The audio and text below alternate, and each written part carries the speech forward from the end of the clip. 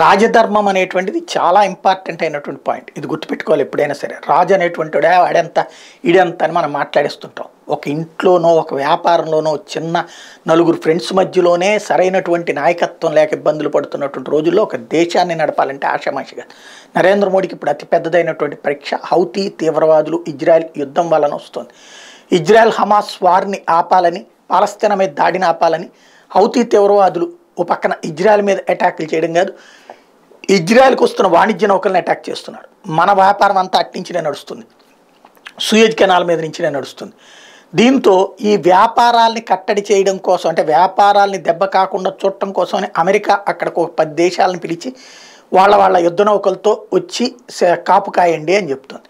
వీళ్ళు కాపు కాసేలోపే దాదాపుగా 7-8 సంస్థలు, ప్రపంచవ్యాప్తంగా ఉన్నటువంటి షిప్ ట్రాన్స్పోర్టేషన్ సంస్థలు తమకు తాము నిషేధాన్ని ప్రకటించుకున్నాయి, అక్కడికి రామని చెప్పుకున్నాయి.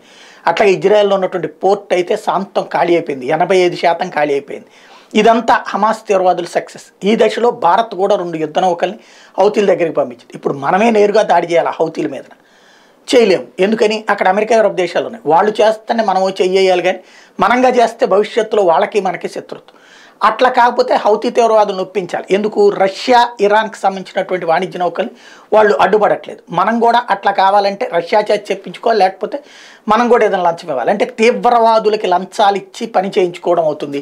రెండోది, ఇట్లాంటి వాటికి ఇన్ఫ్లుయెన్స్కి వాడుకుంటే రేపు పొద్దున తీవ్రవాది మన దగ్గర కూడా కాశ్మీర్లోనో లేకపోతే ఈశాన్య రాష్ట్రంలోనో ఇట్లాంటి డ్రామాలు ఆడతారు. కాబట్టి ఆ పని చేయలేము.